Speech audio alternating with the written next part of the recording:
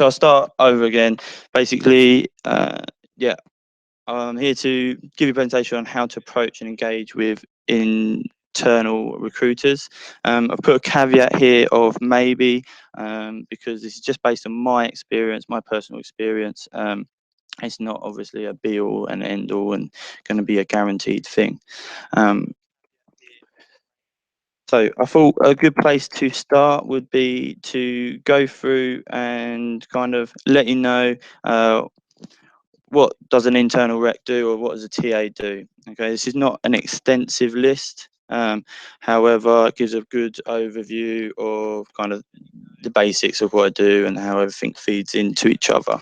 They're not in any particular order, but so employer brand is the first one. Obviously, that's letting people know what it's like to work in the company. For that, I'm going to need to go into the business, find content, find stories, find out what's going on, so then I can share and tell people what's going on, tell people what it's like to work here for other people. Obviously, I've got recruiting there. Which is the sourcing of candidates. I've got interviewing there. This isn't just initial talks and initial interviewing. This will be second, third, final. Managers will want to get me involved the whole way through the process. Onboarding, making sure all the documents are in place and everything's above board, contracts are sent out, everything like that. Then when the candidate starts, inducting them, making sure they're settled into the business and carry on from there. I've got here marketing and advertising, so that's obviously not just the employer brand, but the overall marketing and advertising of the jobs we've got available and things like that. I've got here network engagement, so that's really embedding in the network, commenting, giving value where I can. This is online and offline, but a lot of time's taken up on that, on just engaging with the people that I know, so because I never know when I'm going to need that person or we might have a job for them. So I've put here succession and resource planning. So that's where I'll have to sit down with the managers and basically plan through their team and their future and what's happening and what's not happening. So this will be who's performing, who's not performing, who do we want to keep, who don't we want to keep, where do we want to grow, what skills are we going to need, what are the plans for the team, all things like this, just going through and planning for the future really gives me a good insight of what's coming up and what I'm going to need to do. Okay, the final thing is internal projects. So that's really off the back of the resource planning, succession planning. Is off the back of these meetings, managers will see something in you or see something that you'll be able to help them with within their team or their department. And so they'll get you to join in internal projects that are going to improve the business. Now, I'm always more than happy to do these because if it's improving the business, it's going to improve my chances of attracting talent, basically. But they do take up time, as do a lot of these things. It takes up a lot of time. In fact, I would say 80% of my time is on the branding, on the marketing, advertising, the network engagement, the succession and resource planning, and internal projects. Probably 20% of my time is probably on recruiting and the interviewing and onboarding. But it shows you that I know that the rest of it feeds into the recruiting, which then allows me probably to only spend 20% of the time on recruiting. But you see that the bulk of my work is actually on other things other than recruiting. So with that in mind, I want to move on and kind of let you know what would be my number one rule. Might not be everyone's, but it's particularly for me, is help, don't do. So that might not make complete sense to begin with, but what I mean by help is help me do my job. And what I mean by that is help me with the 80% part. That's the bulk of my job. That's where I'm going to need most assistance. And then I'm going to allow you to help me with the 20%. So what I mean by help me is give me advice, share articles with me on recruitment marketing, employer branding, share webinars, do webinars yourself, talk to me about new tech in the industry, talk to me about interview processes, anything that's going to make my life a little bit easier on that 80% front. Try and help me with it. That's how you're going to build a relationship with me. That's how I'm going to be more willing to help you out and allow you to send me candidates, basically. And what I mean by don't do is don't do my job before I get a chance to. Now, I'd like to think probably people in the recruiter's arms aren't spam CV senders, but I do still get people who just send CVs a pure hit and hope. Now, as a TA, you're always looking out to see maybe what might happen in the future and things like that. So that kind of hit and hope CV might be completely irrelevant for me now, but in 2 months' time, there might be something there. And when I go to look and I find that CV, then I can't approach them without having to pay a fee. We can't hire them without having to pay a fee. That's what I mean by don't do my job before I get a chance. Now, it's a completely different story if I've asked you to send me CVs. It's a different story if that candidate is obviously exclusive to you, or maybe it's just a hard to find candidate. But I mean, if it's someone I can go find on the job board when the time is right, then that's not going to help you win repeat business from me. You might get that higher, but then I'm not going to allow you to send me more CVs because you're doing my job when I can do it myself. So that's what I mean by help, don't do. So help me do my job, and that includes sending CVs when I want you to, but don't do it before I get a chance to. So I mentioned there on building a relationship. I hope you're probably on this webinar because you're wanting repeat business of TAs and not just a quick win.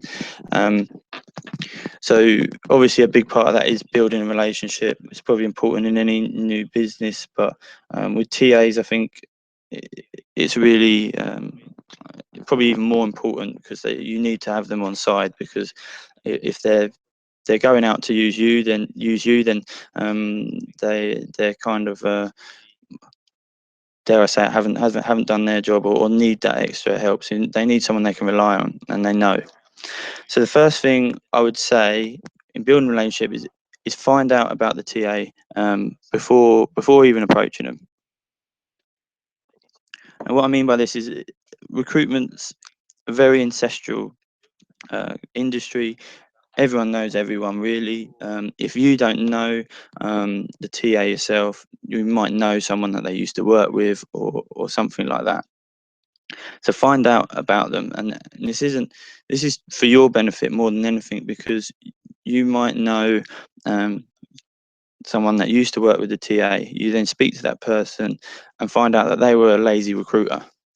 Okay, if they were a lazy recruiter, they're going to be more likely to use an external agency and use someone else on a PSL to fill the jobs.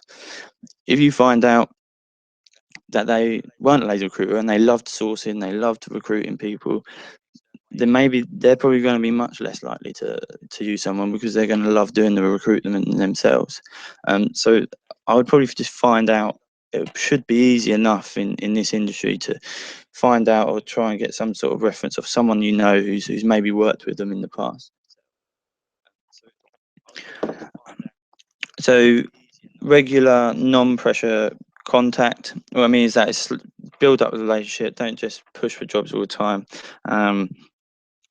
Just a bit chit for chat, comment on blogs, comment on their posts or things like that. Just tit for tat a little bit, but just kind of that regular non-sales contact and with a few bit of sales in between. I think will really pay dividends, really. This is a key one. Try to, while you're building this relationship, try and understand the business and the roles they have. This way, when you do send a CV, you know that it's someone that they're really going to need and really going to want. I have a lot of people who have no idea about the business, no idea what we look for, and they're just sending CVs that have got that just we're never going to use, and it's just not good.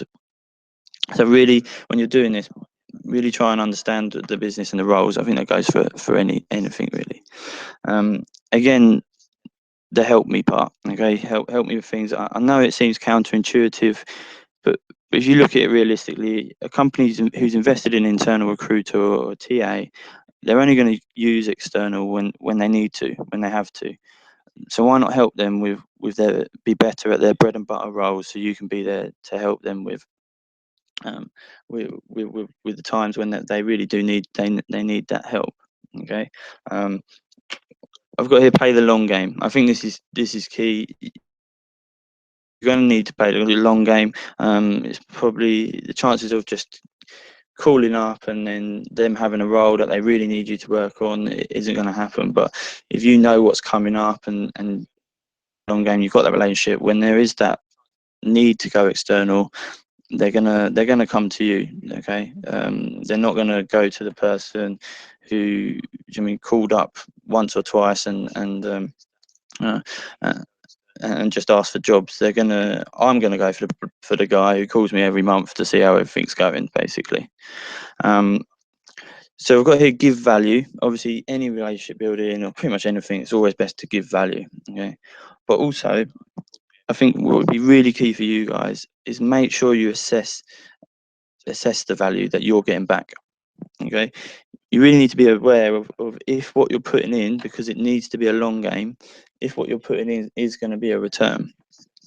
The prime example is I work for Volt.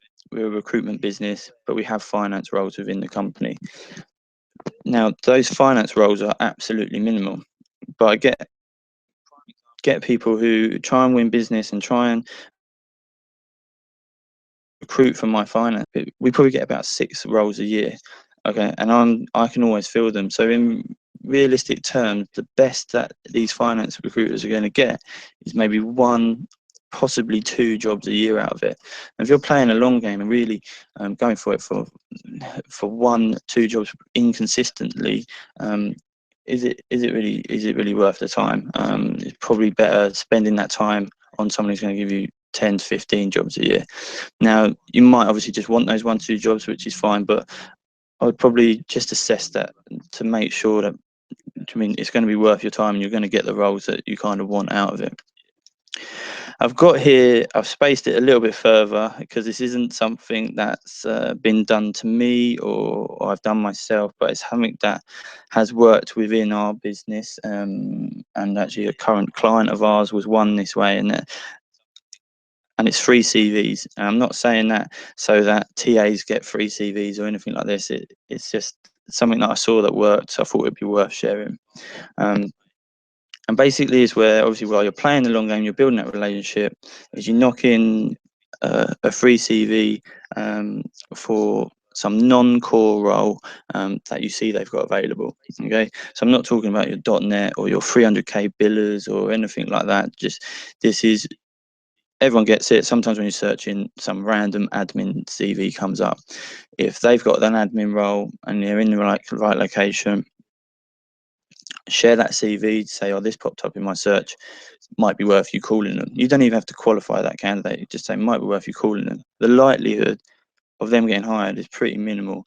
And I know probably some managers wouldn't let you do it and things like that, but the likelihood of them actually getting hired is minimal. But the reward of that goodwill gesture, it could be massive for you. It could be that when, I mean, they review the PSL next, or they make a PSL, that could be the difference that makes you get on that list, and you be the person that they use.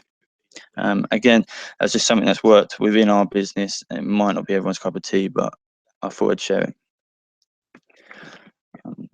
So I've got here to show me you're good. I know you'll probably think, well, I'll show you I'm good by sending you CVs, but in today's world, I can find out if you're good from other areas, and I'm going to need to know that you're good, because if it's time for me to go out to an external agency, we're really going to need someone in the business at that point, because it's probably been a bit delayed and I haven't been able to find someone. So we're going to need someone in that business, and it's going to be a priority. So we need to know that the job's going to get done when we do go out. And by showing me you're good, like your personal brand, I want to know that you're an authority in your market, and I can find all this out from your strong presence on social media, and the conversations we have. But this personal brand and social media will back up what you're saying. So to have that presence and being out there and in the market is really going to pay dividends. It's obviously not as necessity, but it is going to put you in a far superior place. And yeah, I mean, the reason why I put this out there really is because the people that I would go to use now, if I had someone, well, people that I notice in the recruiter arms, or in on social media and stuff like that, that seem to be doing a good job. So really, you need to be getting out there and showing these people that you are good. So put here some do nots. I would kind of think that everyone in this group would know that not to do these things, but these things happen to me on a regular basis. So I thought I'd kind of share what's been going on, and hopefully you laugh at all of them. So first one, spam send CVs. Obviously, don't just spam send CVs. I'm just going to ignore them, and it's not going to make me want to work with you at all. Even worse is a spam new business email. If it's crafted well and it catches attention, then yeah, that's a bit different. But most of the time, I'm a local recruiter. I'd love to partner with you. It's not going to win you any favors. It just makes you look rubbish. Okay. Do not send an email the same day as someone else in your company. I know there's different branches and things sometimes, but I've had this week, and I'm never going to use those recruiters, let alone probably that company, because I don't trust them. Okay. Don't be uninformed about the business. The amount of people I've call up and they don't even know what the company does. Again, they might call up for finance roles or a marketing role, but they don't actually understand that the Vault is a recruitment business, and we do our own recruitment as well. So be informed about that, about the business. I really hope you would be doing this anyway. And this is the best one that has happened to me, and I hope no one else has done this, is that we've actually had door knockers come round. I don't know whether they call it drops, but they've come round to into the business and asked reception to see someone who's in charge of hiring. I've gone out to see them, explain what we do, explain that we're a recruitment business, and they had no idea and kind of just ungracefully backed out of the office and walked out. So it's just at least knowing what the company does will put you in good favors. I don't reckon any of you guys would probably be doing this, but it's just some definite do nots there, I suppose. So to wrap it up, I suppose these are the four main things I would say would help you going forward. Is help me do my role, and I'll help you and give you the chance to do some good for my business and send CVs. I know it's fairly valuable at times. Play the long game, whether you like it